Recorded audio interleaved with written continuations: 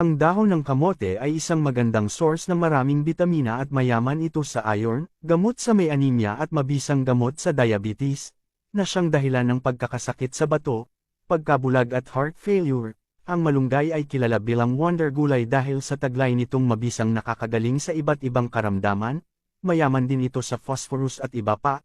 Ang pansit-pansitan ay isang mahusay na gamot para sa taong may mataas na uric acid. Ginagawa nila itong tsaa at salad. Ang dahon ng sambong na mahusay na gamot sa impeksyon sa ihi gaya ng UTI, ay inilalaga para maiwasan ang sakit sa bato.